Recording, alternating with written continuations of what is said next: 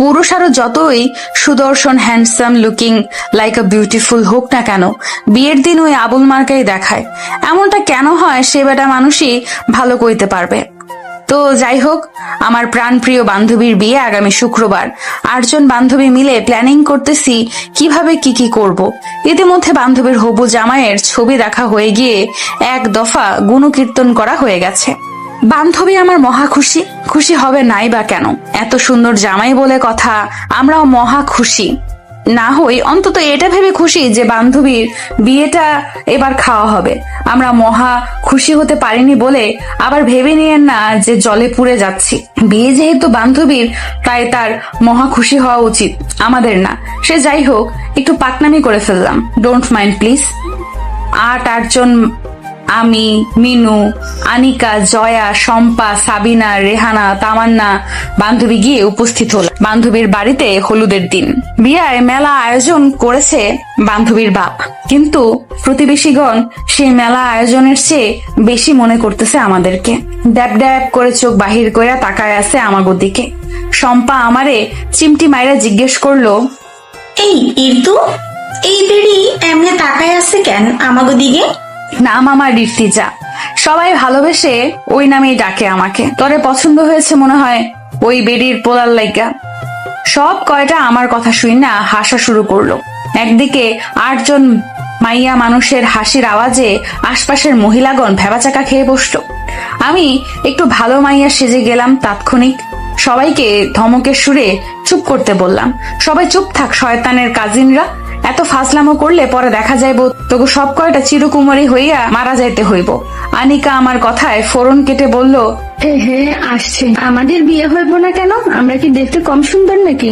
আমি দাঁত কেলিয়ে বললাম, তোকে সুন্দর ধুইয়া পানি খাইবো মাইনসে? ওই যে বেডিগণ তাকায় আসছে তোদের দিকে, তোরা যে ফাজলামো করতেছিস পরে দেখা যাইব বেডির তোদের বিয়ার কুটনামি কইরা দিব। বিয়ার কপালে জুটবো না। সবাই এক দফা হেসে নিলাম। বিয়ের কোণে বান্ধবী ললিতা মানে লতা আমাদেরকে নিজের রুমে এনে সেট করলেন যেন আমরা শান্তি মতন আড্ডা দিতে পারি। আমি লতাকে ডেকে বললাম, এই ললিতা একটু পানি খাও না প্লিজ। ও মা গো, ললিতা তো আমার কথায় একদম তেলে বেগুনে জ্বলে উঠে বলল, রেখি তো, আজ বাদে কাল আমার বিয়ে, তুই এসব নামে আমারে ডাকবি না। আমার জামাই শুনে কি মনে করবে বলতো? লতার কথা শুনে সবাই হু হা করে চিৎকার করে উঠল। জয়া বলে উঠল, আহারি বেচারি, এখনই জামাইকে নিয়ে কত চিন্তা। দেখিস তোর জামাইও না তোকে ললিতা বলেই ডাকে। জয়ার কথা শুনে আমাদের হাসি যেন আর থামছেই না। সন্ধ্যায় সবাই লতাকে নিয়ে ব্যস্ত হলাম সাজানোর জন্য। লতার ইচ্ছে ছিল বিয়েতে পার্লারে সাজবে, কিন্তু আমরা নাছোড়বান্দা। আমাদের মতো বান্ধবী থাকতে তুই কিনা সাজবি পার্লারে? অসম্ভব, সেটা আমরা থাকতে কখনোই হবে না।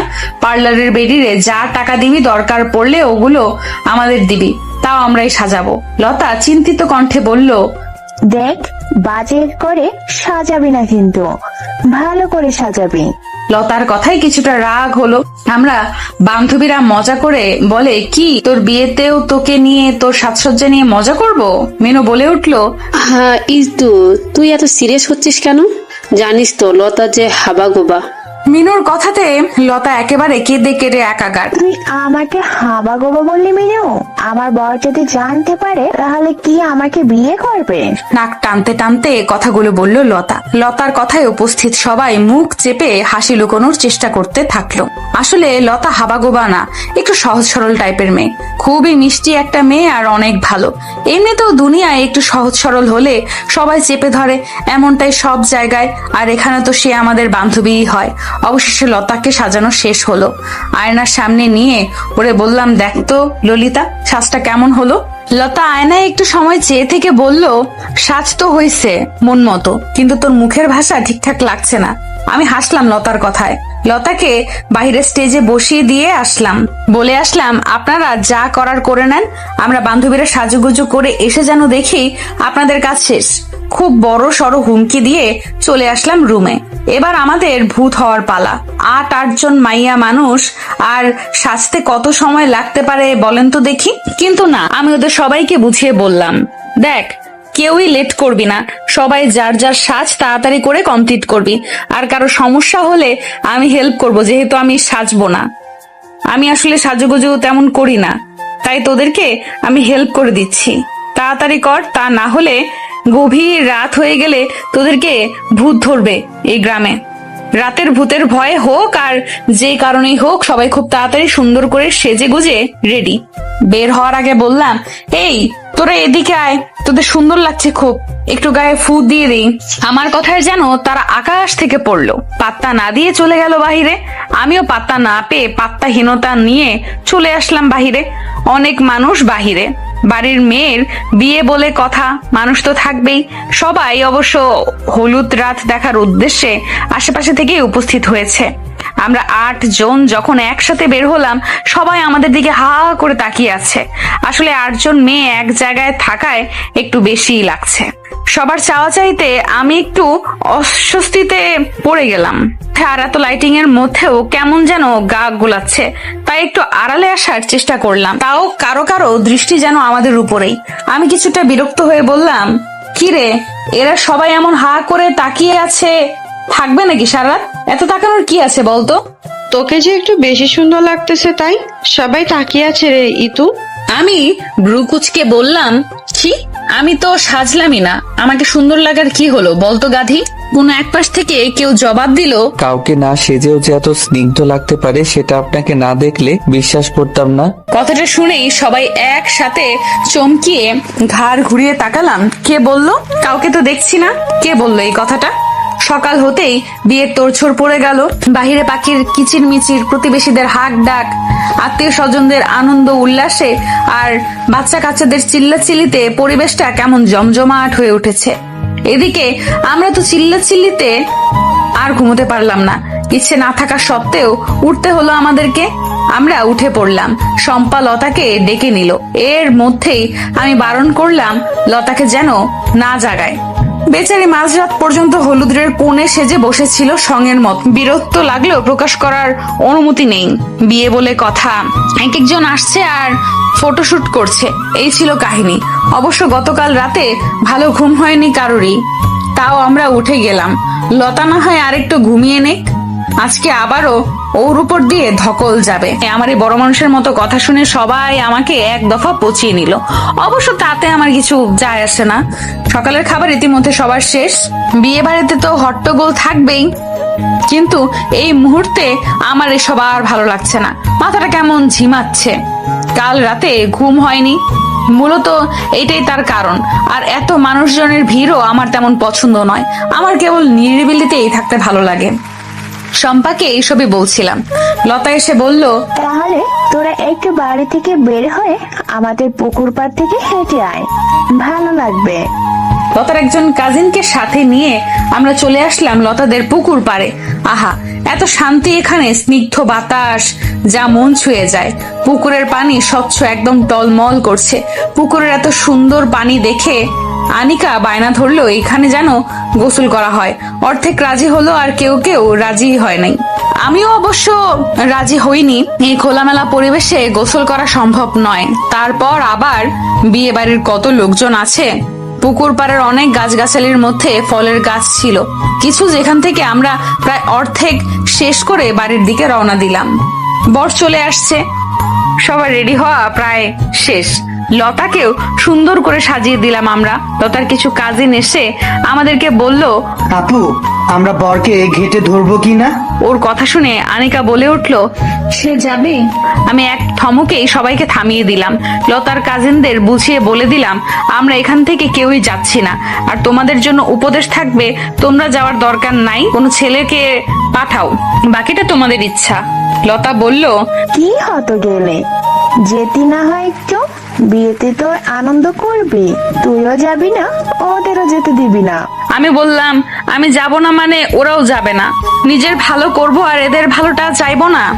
বাদ দে তোরা, এসব বুঝবি না।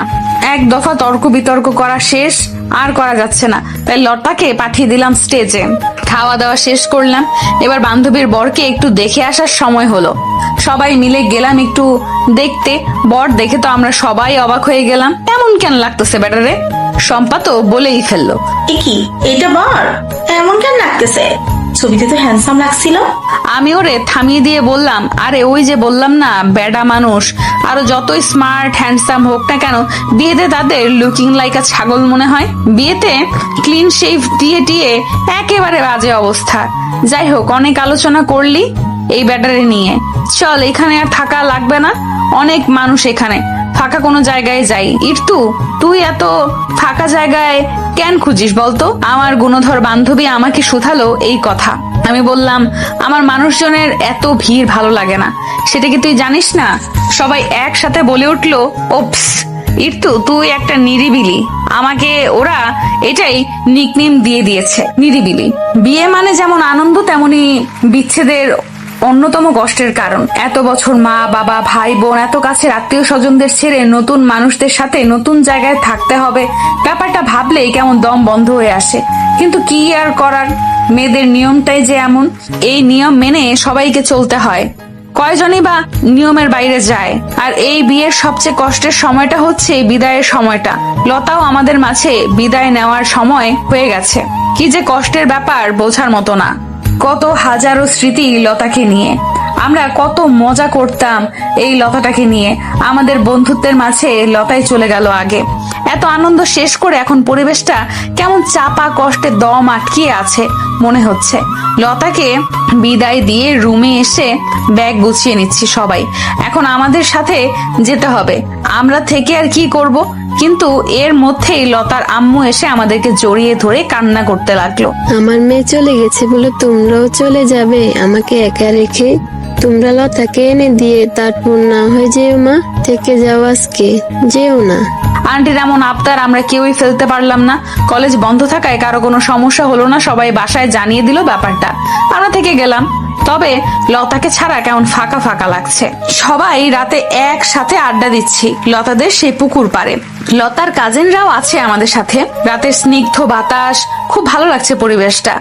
আড্ডার মাঝে হঠাৎ আমার ফোনের দিকে নজরটা গেল। ফোনটা ছিল আমার পাশেই, তবে নিচে রাখা ছিল।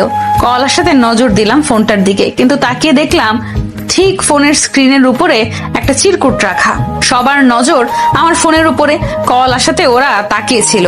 কিন্তু তখনই ফোনের আলো জ্বলে ওঠার সাথে সাথে চিরকুটটা দেখে ফেললো। সবাই কোনো রকম লাফিয়ে পড়লো চিরকুটটা দেখার জন্য। আমি সবাইকে থামিয়ে দিয়ে বললাম, থাম, আমি দেখাচ্ছি। প্রিয় বিহঙ্গ, ভয়ঙ্কর রকমের মায়াবতী আপনি। জাস্ট এইটুকুই লেখা ছিল। সবাই হা হু করে উঠলো, কিন্তু আমি আবারও অবাক হলাম। আর মনে মনে ভাবছি, কে এসে? লতার বিয়ের 2 দিন হয়ে গেল। লতাদের বাড়িতেই আছি আমরা এখনো। আগামীকাল লতাকে এনে দিয়ে চলে যাব। এখানে সবাই মিলে ভালোই সময় যাচ্ছে। সবাই মিলে আড্ডা দিচ্ছি, মাঝে মাঝে লতাকে মিস করছি। তবে হুট করে ওই অচেনা মানুষটা যে কই থেকে এসে একটু খোঁচা মেরে চলে যায়, সেটাই বুঝতে পারছি না। এই বিষয়টাই মাঝে মাঝে ভাবাচ্ছে আমাকে। আমার বান্ধবীরাও অবশ্য এটা নিয়ে অনেক ভাবনা চিন্তা করছে, কিছুই পায় নাই। কে সে, এটাই এখন মনের একমাত্র ভাবনা। যাই হোক, বিষয়টাকে এতটাও পাত্তা দেওয়া উচিত হবে না ভেবে চেপে গেলাম। যার দরকার পড়বে সে নিজে এসে ধরা দেবে, আমরা তো চিন্তা করে লাভ নেই। আজ লতার শ্বশুর বাড়িতে যাচ্ছি সবাই মিলে। আমরা 8 জন বান্ধবী আর লতার অনেকগুলো কাজিন মিলে সুন্দর করে রেডি হলাম। বান্ধবীর শ্বশুর বাড়ি বলে কথা, আমাদের ভাবসাবি তো আলাদা রকমের। সবাই রেডি প্রায় শেষ। এমন সময় সাবিনা শম্পাকে উদ্দেশ্য করে বলল, এ কি, তুই এমন লিপস্টিক লাগিয়েছিস কেন? শম্পা মুখ চোখ কালো করে বলল, তাতে তোর কি? তোর মন চাইলে তুইও দে, অভাব পড়ছে নাকি? ওপাশে আবার আনিকা মিনুকে বলে উঠল, কিরে মিনু, পারফিউমের ডিব্বা কি খালি করে ফেলছস নাকি? এত পারফিউম দেয় কেউ? শম্পা বলে উঠল, মিনু মনে হয় পারফিউম দিয়ে গোসল করে ফেলছে। এই বলে সবাই হুট করে হেসে উঠল। এদের এই একটা কাজ, আজে বাজে কথা বলে নিজেরাই বলদের মতো হাসাহাসি করে। লতা শ্বশুর বাড়িতে এসে ইতিমধ্যে আমাদের সবার খাওয়া দাওয়া প্রায় শেষ। লতার জামাইয়ের সাথে কিছু সময় আমরা হাসি ঠাট্টা করলাম। লতার খোঁজে লতার রুমে ঢুকলাম। একসাথে সবগুলো লতা রেডি হচ্ছিল। শম্পা বরাবরই একটু সোজা সাপটা টাইপের। হুট করে সবার সামনে জিজ্ঞেস করে বসলো, কি রে ললিতা, তোর জামাই তোরে বাসর রাইতে কি উপহার দিল? শম্পার এমন আহাম্মকের মতো প্রশ্ন শুনে রুমে থাকা প্রতিটি প্রাণী ইঁদুর গর্ত খুঁজতেছিল লুকানোর জন্য। তা না করে উপায় আছে? এখানে প্রায় অনেক মুরব্বি ছিল, ওর এহেন কথা শুনে ওনারা কি না কি ভেবে বসে থাকবেন। এরই মধ্যেই লতার নানি শাশুড়ি বলে উঠল, এখনকার পোলাপান গুলো যে এত জাউয়ার জাউরা। সাবিনা বুদ্ধিমত্তা প্রকাশ করতে গিয়ে বলল, আরে নানি, আসলে ও তো বিয়া, তা একখানা বাচ্চাও আছে, এই জন্য এমন প্রশ্ন করছে। সাবিনার এমন কথা শুনে শম্পা সহ সবাই হুয়াঙ্কার দিয়ে হেসে উঠল। আমি প্রসঙ্গ পাল্টিয়ে বললাম, লতা তোর রেডি হওয়া শেষ কর তাড়াতাড়ি, আমাদের আবার বের হতে হবে। এবার আমাদের বের হওয়ার পালা। যাওয়ার সময় বাঁধলো আর এক বিপত্তি। একে একে সবাই গাড়িতে উঠে গেল, এদিকে আমি এখনো উঠতেই পারিনি। কি করে বা পারবো? গাড়িতে জায়গা হচ্ছে না যেন। আসার সময় ভালোই জায়গা হয়েছিল, এখন মানুষ বেড়েছে মনে হচ্ছে। সামনের দুইটি গাড়ি ছেড়ে দিয়েছি। আমার বান্ধবীরা হয়তো বুঝতেও পারেনি যে ওদের ঠেলাঠেলিতে আমি গাড়িতেই উঠতে পারিনি। এদের মধ্যে দেখলাম লতার জামাই আমাকে ইশারায় ডাকলো। আমি কাছে গিয়ে দেখলাম ওদের গাড়িতে আমি যেতে পারবো। ওদের গাড়িটাই ছিল। উপায় না দেখে ওদের গাড়িতেই উঠতে হলো। পেছনের সিটে আমি, লতার আর ওর হাজবেন্ড বসেছি। সামনে ড্রাইভার বাদে আরো একজন আছে, কিন্তু লোকটা এমন ভাবে বসেছে যে তাকে স্পষ্ট দেখা যাচ্ছে না। আর এখন প্রায় সন্ধ্যা, যে কারণে আরো দেখা যাচ্ছে না। যাই হোক, কে না কে আমার তো দেখার ইচ্ছে নেই। লতাদের সাথে বসে আমার কেমন অস্বস্তি লাগছিল। লতা বুঝতে পেরে হেসে হেসে বলে উঠল, এই তো, তোর সমস্যা হলে ড্রাইভার আঙ্কেলের সাথে গিয়ে বসতে পারিস। ওর এমন মজার কথা শুনে আমি যেন আরো বেশি অস্বস্তিতে পড়ে গেলাম। কোন রকমে চাপা সুরে ওরে থামিয়ে দিলাম। হঠাৎ খেয়াল করলাম পুরো রাস্তায় লতা আর ওর হাজবেন্ড মিলে অনেক হাসাহাসি করলেও সামনে বসে সেই অচেনা মানুষ টু শব্দও করলো না, একদম বসে আছে, কোনো লড়াচড়াও নেই। একটু অদ্ভুত লাগলো ব্যাপারটা। উনি এমন কেন করছেন? উনি কি বোবা নাকি? কথা বলতে পারে না? আর মানুষ তো একটু লড়াচড়াও করে। ব্যাপারটা আজব লাগতেছে ভীষণ। বান্ধবী লতাদের বাড়ি থেকে চলে আসছি আজকে সকালে। এসে লম্বা একটা ঘুম দিয়েছি। শরীর ভীষণ ক্লান্ত। কোথাও যাওয়াটা অনেক বিরক্তিকর ব্যাপার মনে হয়। শরীর কেমন ম্যাচ ম্যাচ করে। ঘুমিয়েছিলাম ঠিক, কিন্তু আম্মু এসেই চিল্লা ফাল্লা করে ঘুম থেকে উঠালো। ঘুম থেকে উঠছি ঠিক, কিন্তু বিছানায় ঝিম মেরে বসে আছি, উঠতে ইচ্ছে করছে না। সেই দিনের ওই লোকটাকে ভালো করে দেখা হলো না। ভালো করে নয়, বরং দেখাই হলো না। রাস্তায় উনি নেমে গেছিল, পরে বাড়িতে এসে জানতে পারলাম এটা লতার মামাতো দেবর হয়।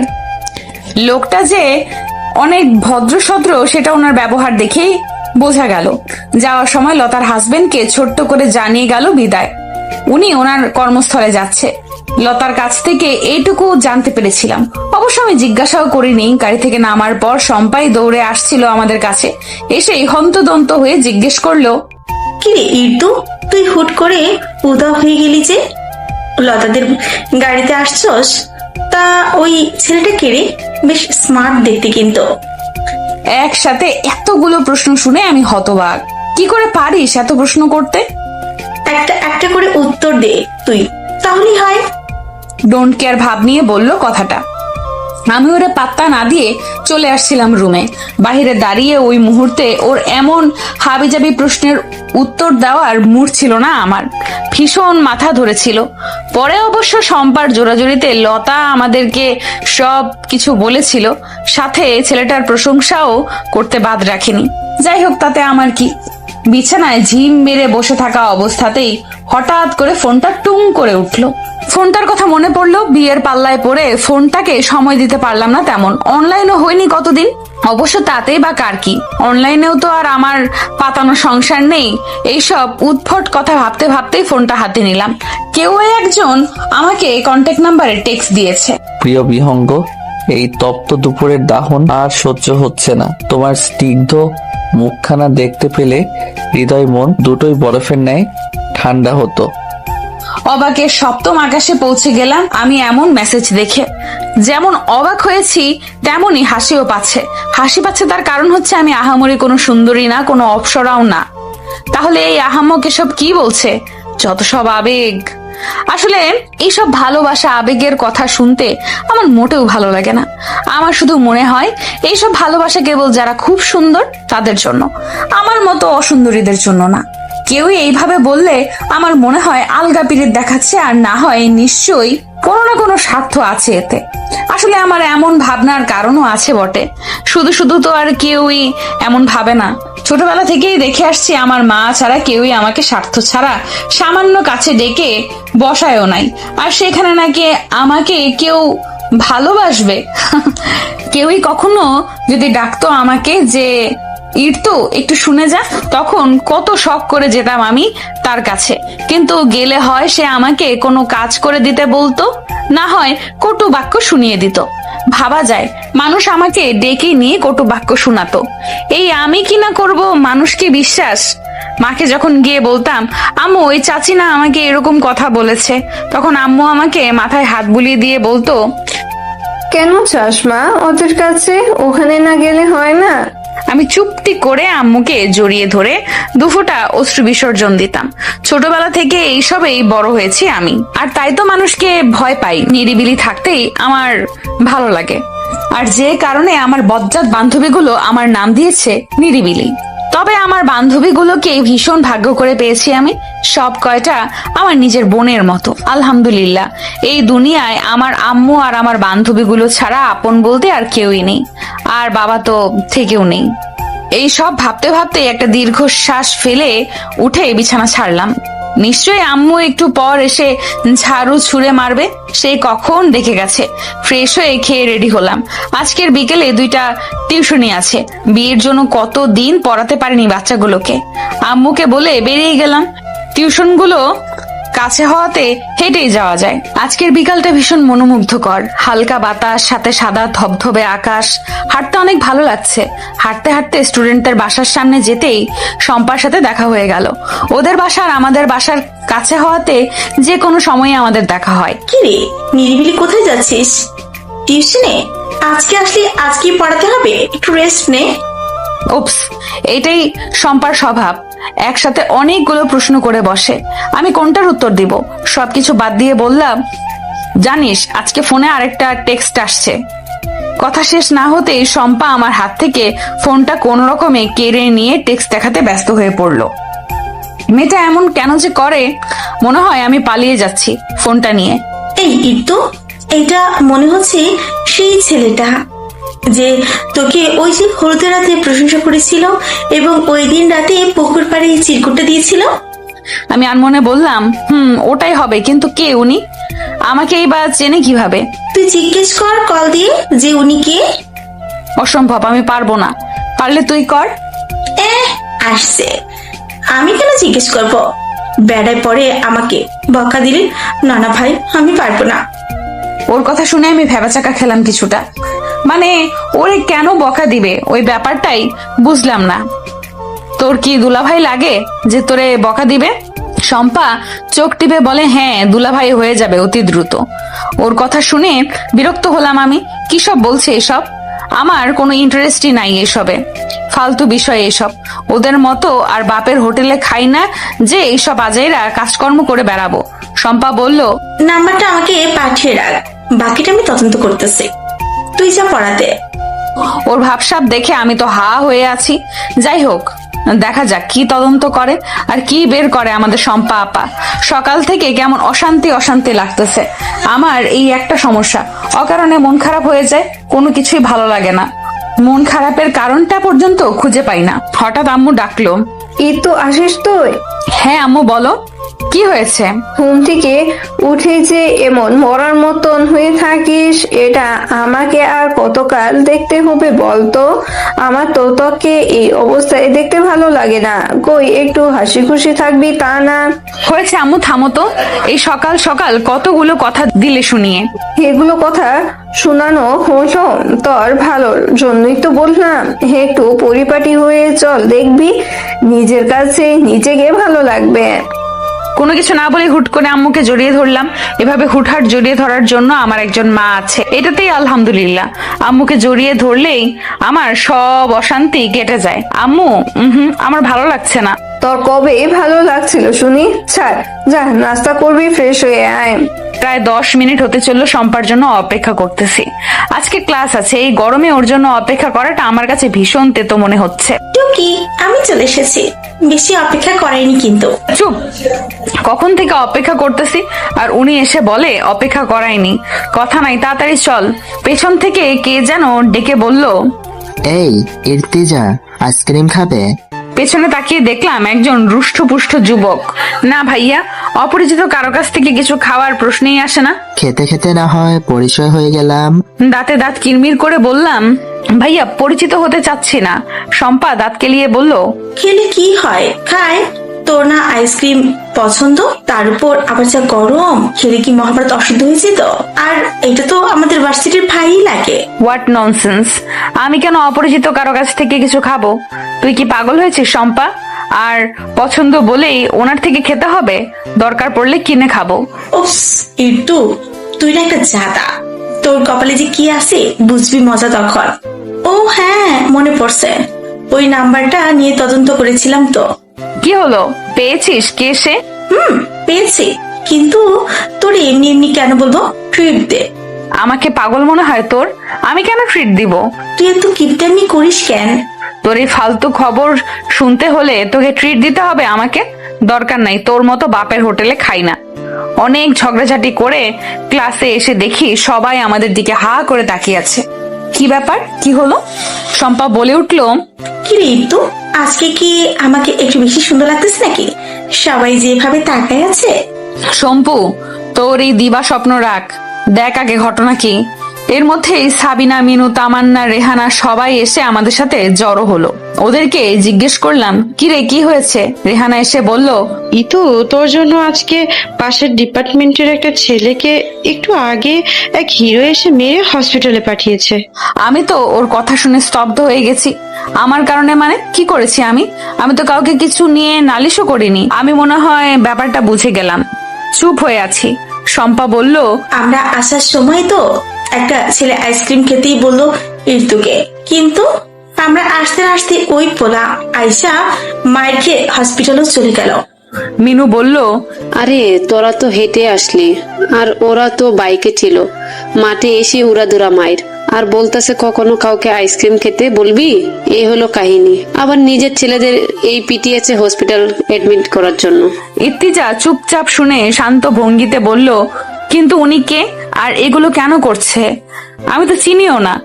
এর মধ্যেই মিনু কিছুটা চিল্লিয়ে বলল, ওই যে দেখ দেখ, ওটাই সে। সবাই নিচে তাকিয়ে দেখলো। একজন যুবক যাকে দেখে বোঝার উপায় নেই যে সে একটু আগেই কোনো ছেলেকে মেরে হসপিটালে পাঠিয়েছে। কাঁধ সমান চুলগুলো কাটিং করা, মুখে দাড়ি, চেহারাটা ছিমছাম, কেমন কবি কবি লাগে, সাথে ইনোসেন্টও লাগে। তাকে দেখে মনে হয় না যে তার এত রাগ। সাবিনা বলল, এটা তো আমাদের এলাকার ইভান ভাইয়া। এর মধ্যে ইর্তিজা কিছুটা লাফিয়ে নেমে পড়লো নিচে। বাকিরা বোঝার আগেই নিচে চলে গেল। আগে টের পেলে আটকিয়ে রাখতো, যেতে দিত, কিন্তু এখন হাতের নাগালের বাহিরে। ইর্তিজা সবগুলো ছেলের সামনে গিয়ে দাঁড়ালো। ইর্তিজাকে দেখে সবাই কেমন সরে গেল। বোঝাই যাচ্ছে ওরা আগে থেকে ওকে চেনে। সবাই একটু দূরে গিয়ে দাঁড়ালো। ইভান ঠিক আগের জায়গায় দাঁড়িয়ে আছে। কাউকে অন্যায় ভাবে মারা ঠিক নয়। আশা করি এতটুকু বোঝার বয়স আপনার হয়েছে। আর আপনি যদি সত্যি আমার কারণে মেরে থাকেন, তাহলে আপনাকে এই অধিকার কে দিয়েছে? আমি কি সেটা জানতে পারি? ইভান একদম শান্ত স্বরে বলল, আমার থেকে বেশি অধিকার আর কারো আছে বুঝি? কিছুটা রেগে গিয়ে বলল, কিন্তু সেই অধিকারটা আপনাকে দিল কে? আমি সেটা জানতে চাচ্ছি। প্রিয় বিহঙ্গ, রেগে যাচ্ছ কেন? রাগ কিন্তু স্বাস্থ্যের জন্য ক্ষতিকর। আর অধিকারের কথা বলছো? আমার অধিকার আমি নিজে আদায় করে নেই। কিছুটা দমে গেল ইভানের বলা বিহঙ্গ ডাকটা শুনে। তার মানে এই সেই লোক এতদিন ধরেই আমার পেছনে পড়ে আছে। ওর সাথে বেশি কথা বলে লাভ নেই। কথাগুলো মনে মনে বলতে বলতেই চলে যাচ্ছি। পেছন থেকে ইভান ইর্তিজাকে ডেকে জোর গলায় বলতেছে, প্রিয় বিহঙ্গ, তোমার সবটুকু অধিকার আমি আদায় করব, কেবল সময়ের অপেক্ষা। সকালে দীপ্তিময় লাল টকটকা সূর্যের মতোই খুশিতে লাল হয়ে আছে। প্রায় 1 সপ্তাহ যাবত তার মনটা তেমন ভালো নেই। আর মন ভালো না থাকার কারণ হলো সেদিন ভার্সিটিতে ঝামেলা হওয়ার পর আর এখনো ক্লাস করতে যাওয়া হয়নি। এমনিতেই ভার্সিটি অনেকটা দূরে, তারপর আবার শম্পার জন্য সেদিন অপেক্ষা করতে গিয়ে এই ঝামেলাটা হলো। এইসব ঝামেলায় যেতে চায় আর শম্পাদের সাথে দেখাও হয় না, এই কারণে মন খারাপ ছিল কিছুটা। কিন্তু আজকে সকাল সকাল মনটা ভালো হয়ে গেল একটা খবর পেয়ে। সকাল সকাল ঘুম থেকে ওঠার পরেই দুঃসম্পর্কের এক আন্টি ফোন দিয়েছিল। ফোন দিয়ে জানাল ভার্সিটির ঠিক কাছেই একটা প্রাইভেট স্কুল আছে যেখানে একজন শিক্ষিকা দরকার। এই সুখবরটাই সকাল সকাল পেলাম আমি। মোটামুটি ছোটখাটো একটা জব করার অফার বলা যেতে পারে। মা মেয়ের ছোট সংসার, 3টে টিউশনি করে। আমার মা কোহিনুর রহমান বাসায় কিছু বাচ্চা পোলাপান পড়িয়ে আর সেলাই কাজ করে কোনো রকমের সংসার চালায়। তাই আমি ইর্তিজায় ইন্টারমিডিয়েট পাশ করার পর থেকেই চাচ্ছিলাম কিছু একটা করতে, যদিও মা রাজি না। ওনার কথা হচ্ছে আমার মেয়ে এখনো ছোট, তাই সে টিউশনি করে কিছু আয় করে, সেটাতেই আলহামদুলিল্লাহ। আমি বসে বসে ভাবতেছি জব করার অফার পেয়ে খুশি হলেও এটা ভেবে মন খারাপ হচ্ছে যে মাকে ছাড়া থাকতে হবে। ওনারা থাকা খাওয়ার ব্যবস্থা করবে বলেছে, ওখান থেকেই আমার ক্লাস করার সুবিধা আছে। এদিকে মা তো জব করারই অনুমতি দিবে না, আর মাকে ছেড়ে গিয়ে অন্যত্র থাকার কথা শুনলে তো স্ট্রোক করবে মনে হচ্ছে। মা এসে দেখে আমি কিছু ভাবছি। কি রে, মুখ চোখের অবস্থায় এমন করে রেখেছিস কেন? খুশি হয়ে আছিস নাকি চিন্তায় আছিস বোঝা যাচ্ছে না কিছু। আম্মু একটা কথা বলি, বকা দিবে না তো? তুই আমার বোকা দেওয়ার কে ভয় পাস নাকি? কি বলবি বলতো তাড়াতাড়ি শেষ করে নাস্তা করতে আয়। আর কয়েকদিন ধরে দেখছি ভার্সিটিতেও যাস না, ব্যাপারটা কি? হ্যাঁ, এই তো সুযোগ, আম্মু ভার্সিটির কথা তুলেছে, যা বলার এখনই বলতে হবে। কপট মিথ্যে রাগ দেখিয়ে বললাম, কিভাবে যাব? মাসের এখনো শেষ হয়নি, হাত পুরো ফাঁকা। টাকা পয়সা ছাড়া ভার্সিটিতে যাওয়া যায়? আমি না হয় বিলাসিতা করলাম না, কিন্তু গাড়ি ভাড়াটাও তো লাগে নাকি? আম্মু যেমন কিছুটা মিলিয়ে গিয়ে বলল, ওই আমার থেকে ও তো চাস নাই টাকা, আমার কাছে চাইলে কি আমি দিতাম না নাকি?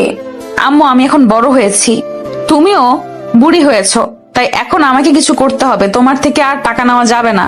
কথাটা বলেই আম্মুর মুখের পানে চাইলাম, বোঝার চেষ্টা করলাম আম্মুর মনের ভাবটা, কিন্তু না, আমি ব্যর্থ। এই মুহূর্তে আম্মুর মুখটা দেখে কিছু বোঝা যাচ্ছে না, তাই আমি আবারও বলতে শুরু করলাম, আম্মু শোনো না, সকালে শারমিন আন্টি ফোন করেছিল। এই থাম, শারমিন আন্টিটাকে চিনলাম না তো।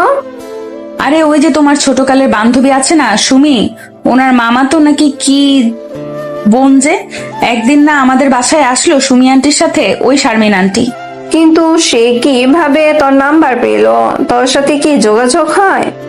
আমিও কিছুটা দমে গেলাম, আসলে তো নাম্বার কিভাবে পেলো, আবার আমাদের কখনো কথাও হয়নি।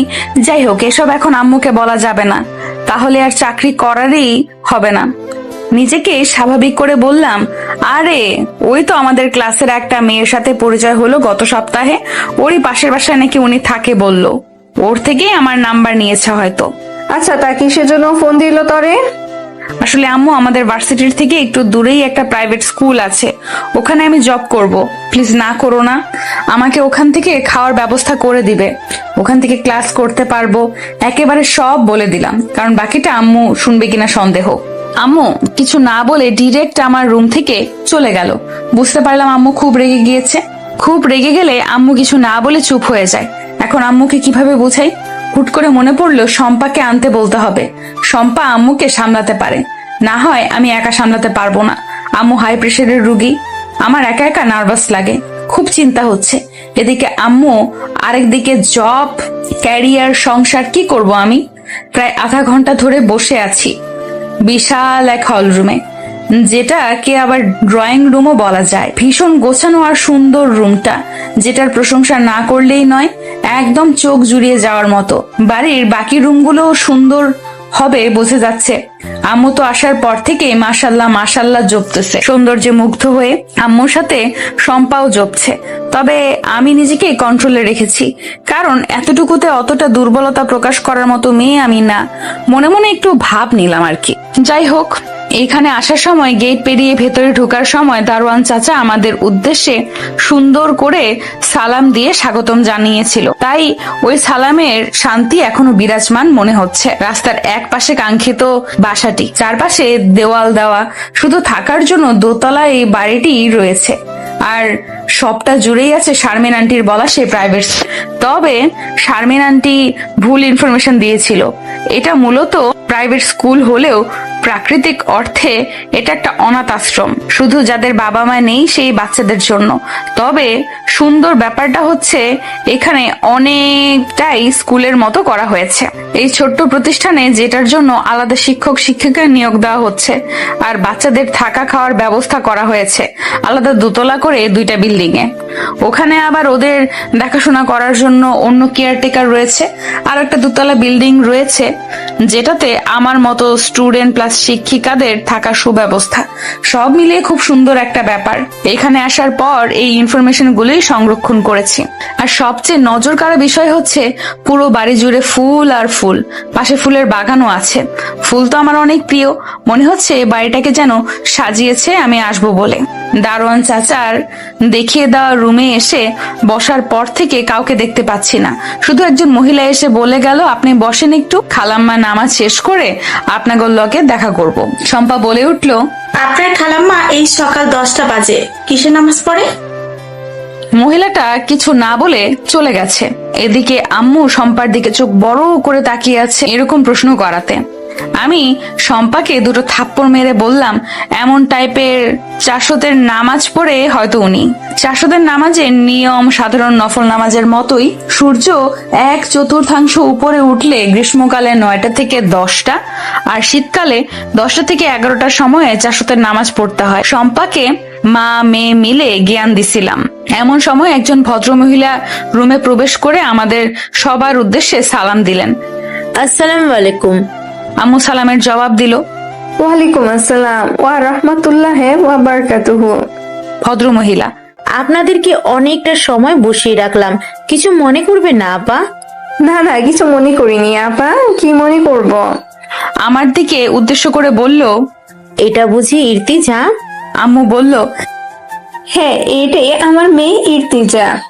এরপর কিছুটা মিনমিনিয়ে বলল, আপনি এত সহজে চিনে ফেললেন যে? আগে দেখা হয়েছিল বলে তো মনে হচ্ছে না। অবশ্য আমিও কিছুটা অবাক হয়েছি ওনার এত কনফিডেন্স দেখে।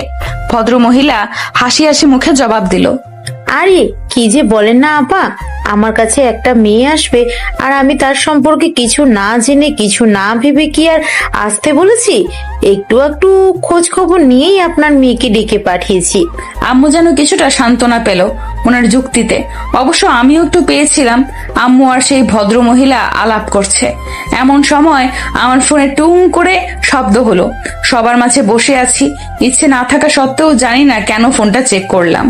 আর আমি এক মুহূর্তের জন্য যেন জমে যাচ্ছিলাম ফোনের স্ক্রিনে তাকিয়ে। আমার অবস্থাটা শম্পা মনে হয় টের পেল। কিরে, কি হয়েছে? চল তো একটু আড়ালে যাই। আম্মুকে বললাম আমি একটু বাহিরে যাই আম্মু। আম্মু ধমক দিয়ে বলল, বাইরে কই যাবি? জিনিস না জানিস না, বসে থাক চুপ করে। জানতাম একা ছাড়লে এমন করবি, এই জন্যই একা ছাড়ি না, কোথাও সাথে এসেছে। আম্মু যে এত কথা শোনাবে সেটা আমি ভাবতেও পারিনি।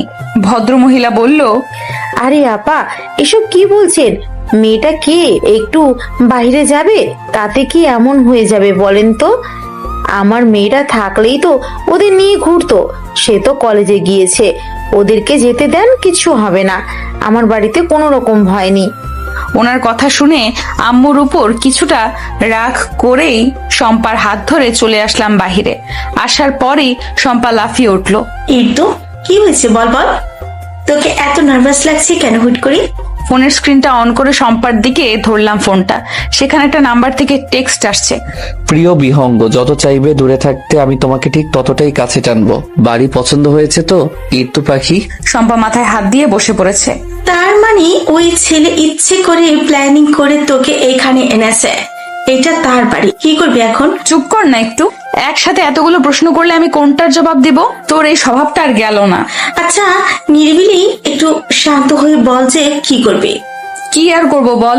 আম্মুকে কিছু বলা যাবে না, কারণ সেদিন তোকে বাসায় নিয়ে তারপর আম্মুকে রাজি করিয়েছি এখানে আসার জন্য। আম্মু আমার সাথে চলে আসছে দেখে যাওয়ার জন্য যে আমি কেমন পরিবেশে আসছি, আর তুই তো দেখছিসই। আম্মুর চোখ মুখ দেখেই বোঝা যায় যে সে প্রায় রাজি। আর ওই ভদ্রমহিলা বলেছে যে আম্মুকেও এখানে নিয়ে আসার ব্যবস্থা করবে। এটা শুনে তো আম্মু আরো খুশি। এখন যদি আম্মুরে বলি যে চলে যাব, থাকবো না, তাহলে অবস্থাটা কি হবে বুঝতে পারছিস? তা তো বুঝতেই পারছি। এখন করবিটা কি? আর এত ভয় পাওয়ারই বা কি হলো বলতো? নিশ্চিত ওই ভদ্রমহিলা ওনার মা হবে। দেখ, ওনাকে তো অনেক ভালো মনে হয়। আর আমিও তো আছি তোর সাথে। তুই তো আমাকে নিয়ে এসেছিস তোর সাথে থাকতে। চিন্তা করে তো কিছু হবে না, জানি। যা হওয়ার হয়েছে, আর যা হওয়ার তাই হবে। আমিও দেখতে চাই ওই বেয়াদ্দপ ছেলে কি করতে পারে। আর এখন বুঝতে পারছি যে শারমিন আন্টি আমার নাম্বার কোথায় পেল। আম্মুরে তো মানানোর জন্য মিথ্যা বলেছিলাম যে বান্ধবীর থেকে নিয়েছি। আচ্ছা, তুই ওর নম্বর ব্লক করছিস না কেন? তোর মনে হয় শম্পা যে আমি ওনার নাম্বার ব্লক করিনি? যতটা নাম্বার দিয়ে নক দিয়েছে সব নাম্বার ব্লক করে দিয়েছি। সে প্রতিবার নতুন নাম্বার দিয়ে টেক্সট করে। এমন বজ্জাত একটা ছেলে কেন যে আমার পেছনে পড়লো? দুনিয়ায় এত মেয়ে থাকতে কি করব এখন? সময়টা গ্রীষ্মকাল, বাহিরে নীলচে আকাশ, উজ্জ্বল প্রখর রোদ্দুর। এখন সকাল সকাল সূর্যের আলো অনেক বেশি প্রখর হয়ে যায়, তাপ বেশি থাকে। আমি আমার ছোট এবং সুন্দর গোছানো রুমটায় বসে আছি। আম্মুকে অনেক মনে পড়ছে। গতকালই আম্মু চলে গেছে। বাড়িওয়ালি আন্টি বলেছে কিছুদিন পর আম্মুরে এখানে নিয়ে আসার ব্যবস্থা করবে। আমি যেন মন খারাপ না করি, কিছু লাগলে যেন ওনাকে জানাই, এগুলো বলেই আমাকে সান্ত্বনা দিয়েছিল গতকাল। এখন আমি আম্মুর আসার অপেক্ষায়, যদিও অপেক্ষা করতে হবে বহুদিন। আম্মু ছাড়া এই দুনিয়ায় আমার আর কেউই নাই যে আমি তার জন্য অপেক্ষা করব। তাই আমার সবটা আমার আম্মুই। এই সব কিছু ভাবতেছিলাম এমন সময় হঠাৎ শম্পা ওয়াশরুম থেকে বের হয়ে কিছুটা চিল্লিয়ে বলে উঠলো, কি রে, তুই কান্না করছিস কেন? আমি অনেকটা ভয় পেলাম ওর চিল্লানোতে। বুকে 2-3 বার ফু দিয়ে বললাম, সমস্যা কি তোর? কই কাচ্ছি আমি? আর এত চিল্লাস কেন সবকিছুতে? একটু আস্তে করে কথা বলা যায় না? আচ্ছা, কুল কান্না করিস না, ঠিক আছে। তবে তোর চোখে পানি টলমল করছে তো? আন্টিকে মনে পড়ছে? আমারও তো আমার মাকে মনে পড়ছে, কিন্তু তোর মতো তো ভ্যা ভ্যা করে কাঁদছে না। যাই হোক, মন খারাপ করিস না। তোর হবু শাশুড়ি তো বলেছে তোর আম্মুরে নিয়ে আসার ব্যবস্থা করবে। শম্পার কথা শুনে আমি শতভাগ হতবম্ব হলাম। এগুলো কি বলছিস তুই? মাথা ঠিক আছে তোর? হবু শাশুড়ি মানে কি? হ্যাঁ, ও মা, বুঝতেছিস না? বাড়িওয়ালি আন্টি তো ইভানের আম্মু। সেটা কি ভুলে গেলি? আর সে শুধু বাড়িওয়ালি না, পাশাপাশি তুই যে প্রতিষ্ঠানের শিক্ষিকা হচ্ছিস সেটার প্রিন্সিপাল। দেখ শম্পা, উনি আমার প্রিন্সিপাল, আমি এতটুকুই মানি। তুই আর ওসব ফাউল কথা বলে আমাকে রাগিয়ে দিস না প্লিজ।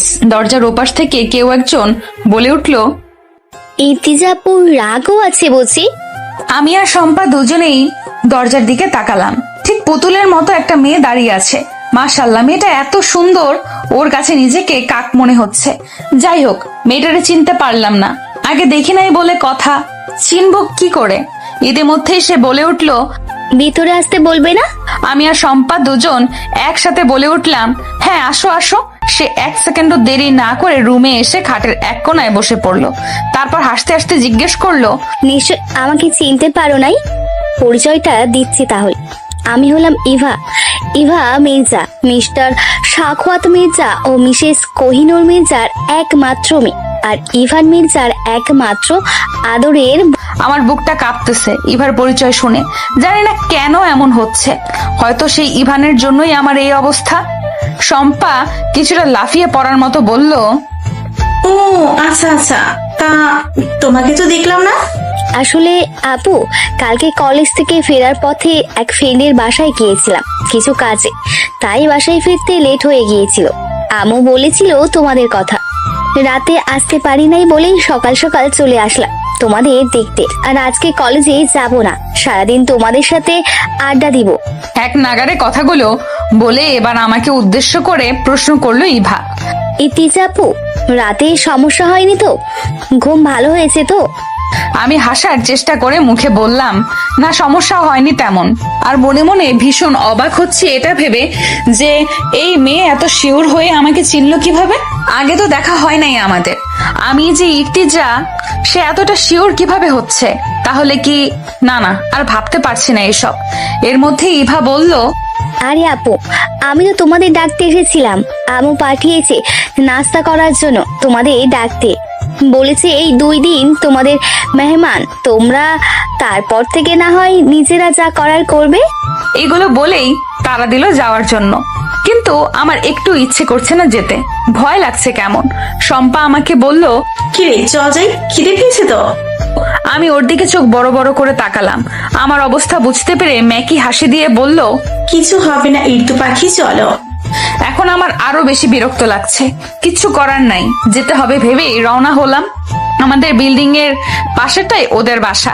মাঠের এক পাশ দিয়ে 2-3 মিনিট হেঁটে ওদের বাসার মেইন রোডে পৌঁছলাম। মেইন রোডে বড় করে লেখা সুখালয়। মনে মনে ভাবছি ভীষণ সুন্দর তো লেখাটা, কিন্তু গতকাল চোখে পড়ে নাই। তবে বাহিরের গেটে যে ছিল মির্জা ভিলা, ওইটা আবার দেখেছিলাম। পুরো বাড়িটা আসলেই অনেক সুন্দর। যাই হোক, এত কিছু ভাবতে ভাবতে মেইন ডোর পেরিয়ে সেই সুন্দর ড্রয়িং রুমটার দেখা পেলাম। আমি যথাসম্ভব পিঁপড়াদের মতো হাঁটছি। এর মধ্যে ডাইনিং টেবিল থেকে আন্টি বলে উঠল, কি রে, কখন পাঠিয়েছি? এতক্ষণ সময় হলো তোদের? তাড়াতাড়ি আয়। ইভা বলল, এই তো আম্মু চলে এসেছি তো। ইতিমধ্যে ডাইনিং টেবিলে নজর পড়তেই আমি শক খেয়েছি। আমার পা থেমে গেল আর সামনে এগোতে ইচ্ছে করছে না। শম্পার হাত জাপটে ধরেছি। শম্পায় ব্যথায় হাত ছাড়িয়ে নেওয়ার চেষ্টা করছে, কিন্তু লাভ হচ্ছে না। ইভান টেবিলের ডান পাশের একটা চেয়ারে বসে এক মনে খাচ্ছে। ওনার দিকে তাকাতেই যেন আমার ভয় হচ্ছে। সেদিন ভার্সিটিতে রাগের মাথায় কি জানি বলে ফেললেন, এখন বা পরে ওনার সামনাসামনি কিছু বলার সাহস আমার হবে বলে মনে হচ্ছে না। ওনারে কেন জানি আমার ভয় লাগে। শম্পাকে মিনমিনিয়ে বলছি, শম্পা কিছু কর প্লিজ।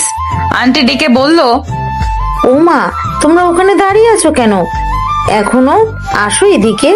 আমি পাটা একটু পিছিয়ে নিয়ে দৌড় দিব ভাবছি, এমন সময় আন্টি আবার বলে উঠল, এই ইফতাজা, কি হয়েছে? ওদিকে যাচ্ছ কেন? খেতে আসো, ওখানে দাঁড়িয়ে আছো কেন? শম্পা বলল, না মানে আন্টি ওই আর কি, ওর তোতলানো দেখে আন্টি ভেবেছে ওয়াশরুমে যাব, ব্যাস হয়ে গেল। আন্টি বলল, ও আচ্ছা, ওয়াশরুম যাবে? ওই তো বাম দিকে যাও, ওয়াশরুম পেয়ে যাবে। আমি বলে উঠলাম, না আমি ওয়াশরুমে যাব না। শম্পাও সাথে সাথে বলে উঠল, আমিও তো যাবো না। আমাদের এই কাহিনীতে সবাই হতবাক হয়ে একজন আরেকজনের চোখাচোখি করছি। অতিরিক্ত নার্ভাসনেসের কারণে আমরা কি বোকামিটাই না করে বসলাম। সকলের নীরবতায় ফাটল ভেঙে দিয়ে ইভা জোরে হেসে উঠল। ওর হাসি দেখে আন্টি সহ আমরা সবাই হেসে উঠলাম। আমি একটু লুকিয়ে ইভানের দিকে তাকালাম, সেও হাসছে কিনা দেখার জন্য।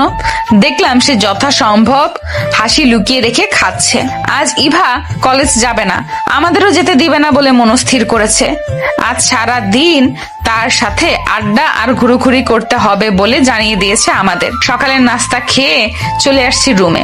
আপাতত একটু রেস্ট নিয়ে পরে আড্ডা দেওয়া যাবে, আর রুমটাও একটু ঘুরিয়ে নিতে হবে। এমনিতে তো রুমটা মাশাআল্লাহ খুব সুন্দর, কিন্তু তাও একটু এদিক সেদিক করে মনের মতো করে নিব। আমি আবার এইসব ব্যাপারে খুব সেন্সিটিভ। আর এদিকে আমাদের শম্পা আফা বয়ফ্রেন্ডের সাথে কথা বলা নিয়ে মহা ব্যস্ত। তার আবার রুম টুম নিয়ে কোনো মাথা ব্যথা নাই। গোয়াল ঘরেও সে গরুর মতো ঘুমোতে পারবে, শুধু পারবে না বয়ফ্রেন্ডের সাথে কথা না বলে ঝগড়া করে ঘুমাতে। হঠাৎ আমার ফোনটা বেজে উঠলো। আম্মু কল দিয়েছে। আসসালামু আলাইকুম আম্মু, কেমন আছো তুমি? ওয়ালাইকুম আসসালাম। আলহামদুলিল্লাহ ভালো আছি মা, তুই কেমন আছিস? ওখানে ভালো লাগছে তো? আলহামদুলিল্লাহ ভালো আছি মা, তবে তোমার জন্য মন খারাপ হচ্ছে খুব। এতটুকু বলেই থামলাম, কারণ এই মুহূর্তে আম্মুকে যেন আরো বেশি মনে পড়ছে আর কান্না পাচ্ছে। কিন্তু এটা আম্মুরে বুঝতে দেওয়া যাবে না, তাই যথাসম্ভব কান্না গিলে নিয়ে হেসে কথা বলার চেষ্টা করছি। আম্মু নিজেকে যথাসম্ভব লুকানোর চেষ্টা করছে, সেটা বুঝতে পারছি। কয়েক সেকেন্ডের নীরবতা ভেঙে জিজ্ঞেস করলো, খেয়েছিস তো? কি খেলি? হ্যাঁ আম্মু খেয়েছি। আর জানো কোহিনুর আন্টি খুব আদর আপ্যায়ন করছে আমাদের। যাক আলহামদুলিল্লাহ, ভদ্রমহিলা খুব ভালো একজন মানুষ, সেটা আমি বুঝতে পেরেছি, আর এজন্যই তো তেমন ভয় পাচ্ছি না। আচ্ছা, তুমি রান্না বান্না করছো তো? ওষুধগুলো খাও তো ঠিকঠাক? আর হ্যাঁ, ঠিকঠাক চলছে সব। আর ওই যে পাশের বাসার সাদিয়া তো প্রায় আসে আমার কাছে, যে শুনেছে তরে খুব সুন্দর বাড়িতে রেখে আসছি, সেই থেকে আসতেছে আমার কাছে, খোঁজ খবর নিচ্ছে, আর বারবার তোর সম্বন্ধে জিজ্ঞাসা করছে, আর বারবার বলছে, খালাম্মা আগামীকালকে গেলে আমাকে নিয়ে যাইও, আমিও যাবো একটু আপুকে দেখতে। তাহলে তো ভালোই হয়েছে। ঠিক আছে, নিয়ে এসো একবার। ঠিক আছে, আচ্ছা মা, সাবধানে থাকিস। আচ্ছা আম্মু, আল্লাহ হাফেজ। এই ঋতু আপু, চলো, বাইরে বৃষ্টি হবে মনে হচ্ছে। ইভা এসে চিল্লানো শুরু করলো বৃষ্টিতে ভেজার খুশিতে, কিন্তু গ্রীষ্মকালের বৃষ্টি তো আর বৃষ্টি না, তা তো হচ্ছে ঝড়। বাইরে উকি দিয়ে দেখলাম আকাশের অবস্থা একেবারে অন্ধকার। দেখলেই কেমন ভয় লাগে। নতুন জায়গা, তাই আর বের হতে ইচ্ছে করছে না। কিন্তু কে শোনে কার কথা? ইভা আমাকে আর শম্পাকে কোনো রকমে টেনে হিচড়ে বাহিরে নিয়েই গেল। নীল অন্ধকার আকাশের নিচে তিনজন মানব দাঁড়িয়ে স্নিগ্ধ বাতাসের স্বাদ নিচ্ছি। ব্যাপারটা খুব বেশি খারাপ না। বাতাসের চারপাশের গাছগাছালা দুলছে, গাছের ফুলগুলো যেন বাতাসে বাতাসে নেচে উঠছে। হঠাৎ খেয়াল করলাম এক পাশে আম গাছ থেকে গাছের আম পড়ছে। এই দৃশ্য দেখে আমরা তো দিলাম এক দৌড়। ভীষণ আনন্দের সাথে আম কুড়োলাম। আম কুড়োতে কুড়োতে হঠাৎ খেয়াল করলাম কেউ আমাদের দেখছে। হ্যাঁ, ইভান। সে দোতলার ব্যালকনিতে দাঁড়িয়ে আমাদের দেখছে এক ধ্যানে, আর মিটি মিটি হাসছে। আমি তাকে ভয় পাই আগে থেকেই, জানি না কেন তাকে দেখলেই আমার ভয় লাগে। আর এখন হুট করে তাকে দেখে ভূত দেখার মতো ভয় পেলাম। সামনের দিকে ফিরে শম্পা আর ইভারে খুব করে জোর করতেছি রুমে চলে যাওয়ার জন্য। প্রায় 5 মিনিটের মতো অনুরোধ করতেছি, চলে আয় প্লিজ, রুমে যাই। কিন্তু কে শোনে কার কথা? ওরা মত্ত ওদের কাজে। রাগে দুঃখে আমি পেছন ফিরে যেই রুমের উদ্দেশ্যে দৌড় দিব ভাবছি, অমনি ইভান আমার পেছনে। আমি ভয়ে কি করব না করব ভেবে পিছপা হতে গিয়েই পড়ে গেলাম ঠাস করে। এর থেকে লজ্জার আর কি হতে পারে? আর এই ব্যাটার সামনে কেন আমাকে বারবার লজ্জায় পড়তে হয়? উপস, আল্লাহ উঠায় নাও আমারে। কি লজ্জা, কি লজ্জা! কিরে ইফতু, বলি কিভাবে? আমি কিভাবে পড়েছি এটা কি এখন আমি আবার পরে তোমাকে দেখাবো নাকি? বজ্জাত, ওঠা আমাকে। ইভা আর শম্পা আমাকে টেনে তুললো।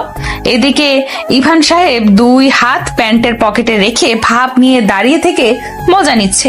এই ঝড়ের মধ্যে সে এমন একটা ভাব নিয়ে দাঁড়িয়েছে, মনে হচ্ছে কিছুই হয়নি।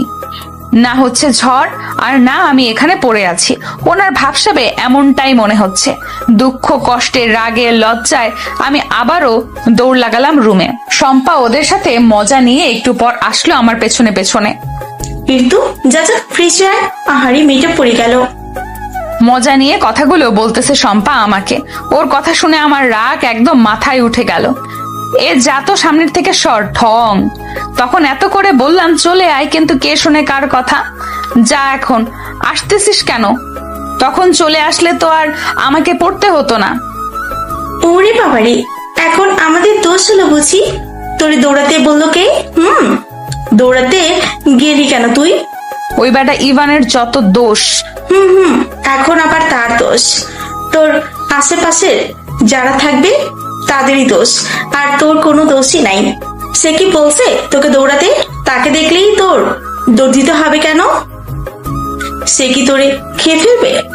আচ্ছা হয়েছে, যা, বুঝতে পারছি তুই রাজাকার মির্জাফর আমার বন্ধু হয়ে আরেকজনের পক্ষ নিচ্ছিস। আচ্ছা হয়েছে হয়েছে, যা তো ফ্রেশ হয়ে আয়, ভর্তা করে আম খাবো। তুই খা তোর আম, খাবো না আমি। কি রে, তুই চল। কই যাব? ও মা, আম খাবি না? এত কষ্ট করে উষ্টা খেয়ে পড়ে আমগুলো লি। দেখ, মেজাজ খারাপ করিস না, আর যা খা গিয়ে তুই তোর আম, আমি খাবো না। আরে ইর্তু পাখি, রাগ করে না প্লিজ। তোকে ছাড়া আমি কিছু করি নাকি বল? আয় না প্লিজ। আচ্ছা, তোকে খেতে হবে না, শুধু আমার সাথে চল। কই যাব? আম তো রুমে বসেই খাওয়া যায়, এটার জন্য আবার অন্য কোথাও কেন যেতে হবে? আরে তুই তো নিরামিষ কেন বলতো? রুমে বসে আম খাবো? বাইরে এত সুন্দর ওয়েদার রেখে ছাদে গিয়ে খাবো আর আড্ডা দেওয়া হবে। সেই একটা সুন্দর ওয়েদার এখন, বৃষ্টির পর ওয়েদার সুন্দর হয়, সেটা বুঝি জানিস না? তোরা আড্ডা দে যা, আমি গেলে আমাকে আবার লজ্জায় পড়তে হবে। আরে ইভান তো থাকবে না, সে থাকলে তুই লজ্জায় পড়তি নাকি? সে কখনোই থাকে না, তবে চলে আসে পরে। শম্পা জোর করে আমাকে শেষমেশ নিয়েই এলো ছাদে। সত্যি বলতে ছাদের দৃশ্যটা একেবারে মনোমুগ্ধকর। এত সুন্দর ওয়েদার, আহা শান্তি। এই সুন্দর ওয়েদারে আমার মনটা হুট করেই ভালো হয়ে গেল। হালকা হালকা লাগছে এখন। ছাদের একপাশে শম্পা আর ইভা মিলে আম কেটে প্রস্তুত করছে খাওয়ার জন্য। আকাশের দিকে তাকিয়ে থাকতে থাকতে হঠাৎ পেছনে পুরুষালী কণ্ঠ শুনে চমকিয়ে তাকালাম। ওমা, আবার ইভান!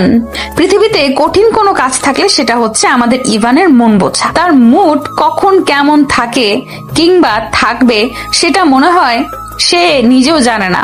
ইতিমধ্যেই আমাদের গোমরামুখ ইভান ছাদে এসে ইভা আর শম্পার সাথে হাতে হাত লাগিয়ে আম কাটার কাজে লেগে পড়েছে। একপাশে গুটি সুটি মেরে বসে বসে তাদের কর্মকাণ্ড দেখছে আর মনে মনে ভাবছে এই ইভানের এত এত মুড কিভাবে হয়। মাঝে মাঝে গুন্ডা মাস্তান হয়ে পোলাপানকে মেরে হসপিটালে পাঠিয়ে দেয়, আবার মাঝে মাঝে দেখলে মনে হয় তার মতো গম্ভীর লোক দুনিয়ায় আরেকজন পাওয়া যাবে না। এখন আবার দেখছে একেবারে অন্য এক রূপ, যেটা কিচ্ছু না, বাচ্চা সুলভ আচরণ বলা যেতে পারে।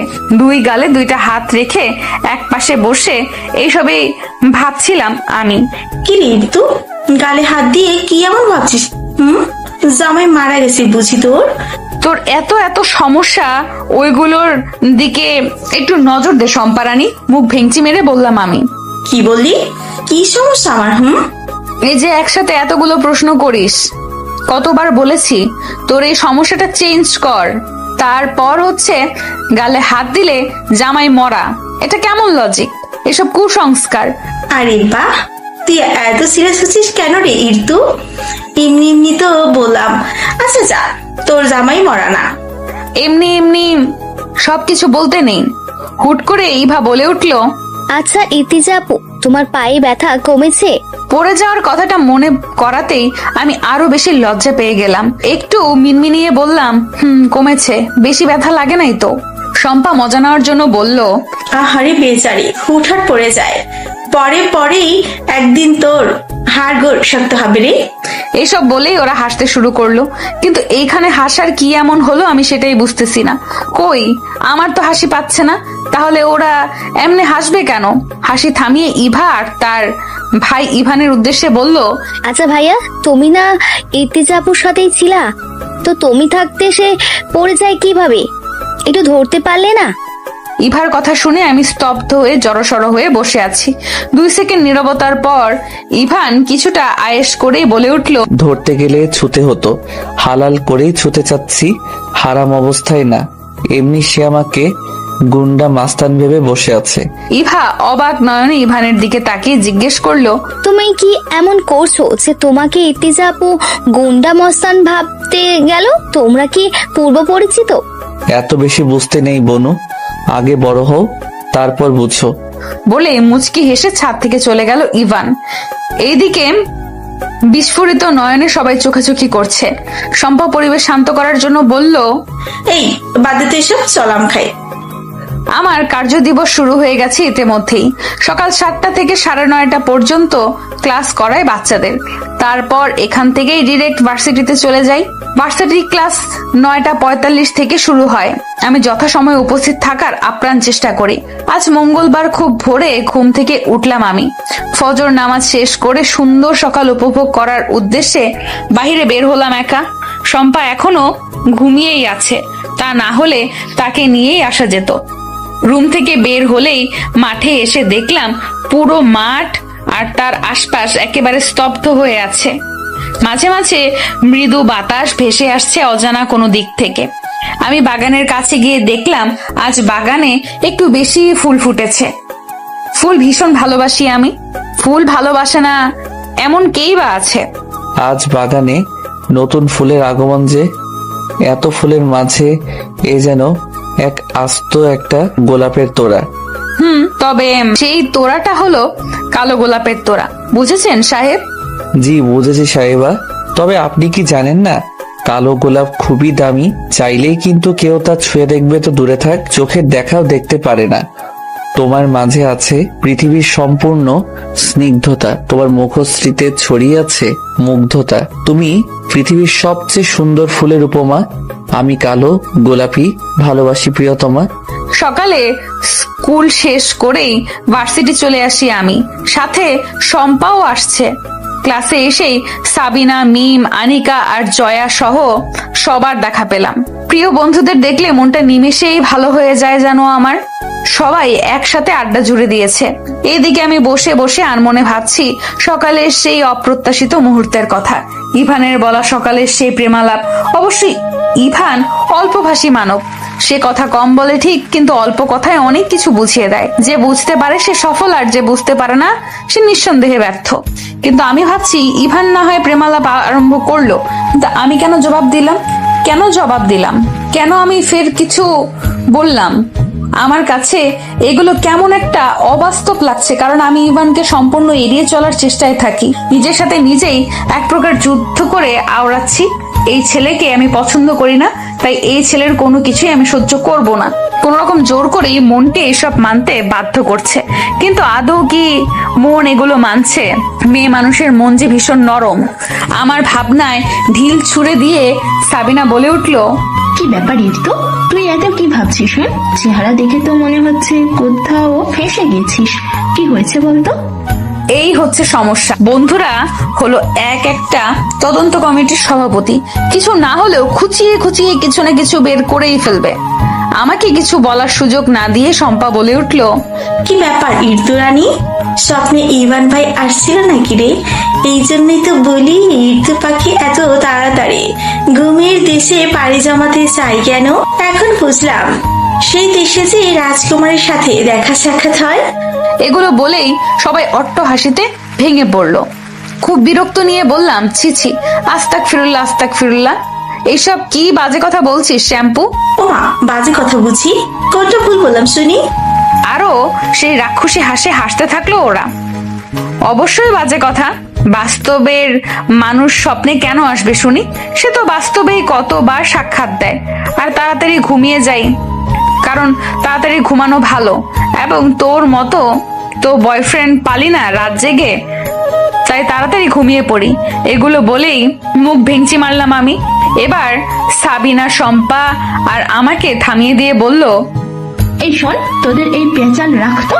তোরা 2-12 মাস এইভাবে সাপে লেবলে লেগে থাকিস, কিন্তু আবার তোরাই একটা আরেকটাকে ছাড়া চলতে পারিস না। তাই এখন তোদের পেঁচাল রাখ।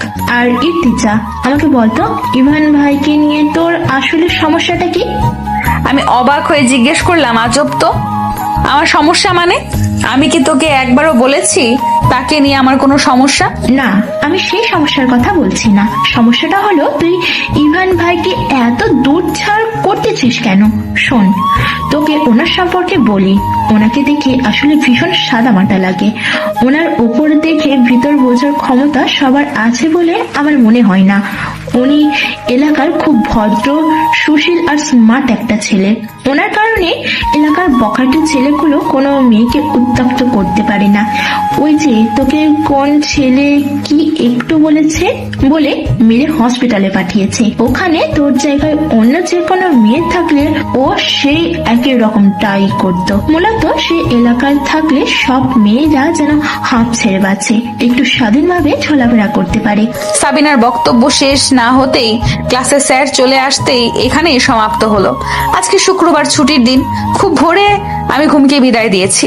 তবে আজ আর রুম থেকে বের হয়ে সকাল দেখার সাহস হলো না আমার, কারণ আজকে যেহেতু ছুটির দিন, তো ইভানও বাসায় থাকতে পারে বলে শিওর হয়ে আছি আমি।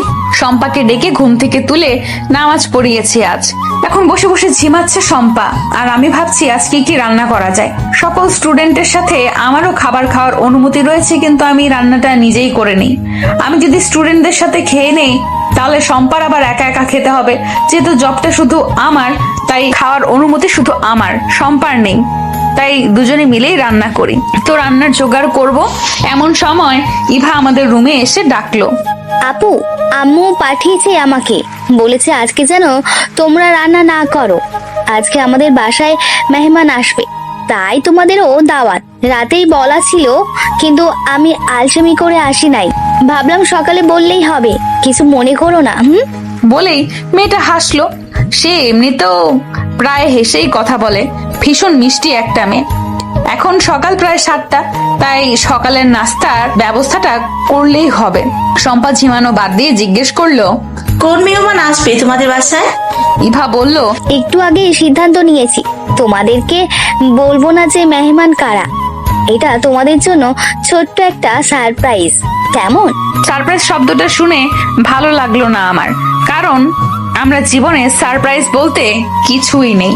সারপ্রাইজ নামে যেগুলো ছিল ওই সবগুলোই আমার জন্য এক একটা অপ্রত্যাশিত কাহিনী, তাই সেসব নিয়ে কখনোই এক্সাইটেড হতে পারিনি। দিনটি শুক্রবার থাকায় এবং ইভাদের বাসায় দাওয়াত বিধায় আজ আমাদের মধ্যে তেমন কোনো তাড়াহুড়ো করার ব্যাপারটা দেখা যাচ্ছে না। রান্না সহ সবকিছু থেকেই যেন ছুটি মিলল আমার। একটু আগেই আমার আম্মু ফোন করে কথা বলল। মায়ের সাথে কথা বলে হালকা লাগছে বটে, তবে নিজের মধ্যে একটা বিস্ময় ভাব দেখা যাচ্ছে, যেটাকে অন্য ভাষায় বলা হয় মুড সুইং। তাই জানলার পাশে এক দৃষ্টিতে বাহিরের প্রকৃতি দেখায় মগ্ন আমি। হঠাৎ করে মনে হলো আমাকে কেউ দেখছে। দৃষ্টিটা কিঞ্চিত সরিয়েই দেখতে পেলাম সেই বাজ পাখি আমার দিকে তাকিয়ে আছে। ইভানের রুমের ব্যালকনি থেকে আমার রুমের জানলাটা একদম বরাবর হওয়ায় ওখান থেকে ইভান আমার দৃষ্টিতে আমাকে রাখতে পারে। তবে এ ব্যাপারে আমার বোধগম্য ছিল না বিধায় ইভান ধরা পড়ে নাই, তবে আজ ধরা পড়েই গেল। দুজনের দৃষ্টি এক হতেই কয়েক সেকেন্ডের ব্যবধানে দুজনেই দৃষ্টি সরিয়ে নিল। ইভান আমার কাছে লুকিয়ে দেখার চুরিতে ধরা পড়লো বলে পালানোর উদ্দেশ্যে দৃষ্টি সরালো, আর নিজেকে লুকানোর উদ্দেশ্যে দৃষ্টি সরানোর সাথে সাথে নিজের সম্পূর্ণ দেহটাকেও জানলার আড়ালে নিয়ে আসলো। খুব দ্রুত সবকিছু হয়ে গেছে বলে শরীরটা কেমন অচল মনে হচ্ছে, তাই নিজেকে ধাতস্থ করার জন্য বিছানায় শুয়ে পড়লো। কিছু সময় পর নিজেকে স্বাভাবিক করে ভাবছে, এ কেমন অনুভূতি? এরকম অনুভূতির সাথে তো কখনো পরিচয় হয় নাই। এর মধ্যেই শম্পা ওয়াশরুম থেকে ফ্রেশ হয়ে বের হলো। তারা দিয়ে বলল, একটু শুয়ে আছিস কেন? আমার গোসল শেষ, এবার যা তুই গোসল শেষ করে আয়। খাওয়ার টাইমে যাবি নাকি? আন্টি যে বললো একটু আগেই যে ওনাকে একটু হাতে হাতে সাহায্য করতে, সে কথা কি ভুলে গেলি নাকি? যাচ্ছি। গোসল করলে শরীর মন দুটোই ফ্রেশ হবে ভেবেই আমি দৌড় লাগালাম ওয়াশরুমের উদ্দেশ্যে। এদিকে ইভা আর তার মা মিসেস কোহিনূর খুব মনোযোগ দিয়ে কাজ চালিয়ে যাচ্ছে, কিন্তু ইভান একটু পরপরই মায়ের কাছে এসে ছোট বাচ্চার মতো বলছে, আম্মু আম্মু, মেহমান কখন আসবে বলো তো? ইভানের এমন বাচ্চা সুলভ প্রশ্ন শুনে ইভা আর তার মা হতবাক। তুই কি দিন দিন ছোট হচ্ছিস ইভান? এমন প্রশ্ন তো তোকে কখনো করতে শুনলাম না। অন্য সময় তো মেহমান আসবে শুনলে বাড়িতেই থাকতি না তুই, কত ফোন করে আনতে হতো। আর নিজের পছন্দের মেহমান না হলে তো রুম থেকেও বের করা যেত না। আর সেই ছেলে এখন মেহমানের জন্য অপেক্ষা করছে। ইভা বলল, আরে আম্মু, বুঝবে না তুমি, আজকে ভাইয়ার স্পেশাল মেহমান আসবে তো তাই এত অপেক্ষা। ইভান তখনও জানতো না যে তার বোন ইভা কাকে মিন করে স্পেশাল মেহমান বলেছে। ভেবেছে আমাকে মিন করে বলেছে। আবার এটা নিয়েও চিন্তা করছে যে ইভা কি আমাকে নিয়ে কোনো কিছু জানতে পারলো নাকি। কিন্তু আদৌ কি ও কি আমার স্পেশাল মেহমান নাকি অন্য কেউ, সেটা ইভানের অজানা। আমি গোসল শেষ করে এসে দেখি শম্পা অনেকগুলো মেকআপ প্রোডাক্টস এর গোডাউন নিয়ে বসেছে। এগুলো কি শম্পু? তুই কি এখন ব্রাইডাল মেকওভার করবি নাকি রে? আমার সহজ সরল উক্তি। আমার কি বিয়ে হবে নাকি যে আমি ব্রাইডাল মেকওভার করব? গাধি রয়ে গেলি তুই। বিয়ে ছাড়াই এত এত প্রোডাক্টস নিয়ে বসেছিস, আর বিয়েতে যে কি করবি আল্লাহই ভালো জানে। কিছুটা বিস্ময় মনোভাব নিয়েই বললাম আমি। আমার কথায় পাত্তা না দিয়ে সাজতে ব্যস্ত শম্পা। সে জানেই যে আমার সাথে যুক্তি দিয়ে এই মুহূর্তে পারবে না, আর তাকে যে সাজিয়ে দেওয়ার কথা বলবে কিংবা বলবে যে তুইও একটু সেজে নে, সে চান্সও নাই। কারণ আমি সব সাজুগুজুতে একদমই ইনভলভড না। আমার জন্য বিয়ে বাড়ি, মরা বাড়ি, খালি বাড়ি, সব বাড়ি একই রকম। আমি একই অবস্থায় থাকি, আলাদা কোনো রকম রং ঢং করি না। আর ভাবি মেকওভার তো দূরের কথা, আমি কখনোই সামান্য ক্রিম ছাড়া মুখে তেমন কিছুই লাগাই না। চিকন চাকন গড়নের কোমর অব্দি চুল, সুন্দর চোখ দুটো আর মিষ্টি হাসিতে শ্যামবর্ণের মুখশ্রীতে যেন আমার মায়া উপচে পড়ে। তার কি আর মেকআপ করার প্রয়োজন আছে? একদমই না।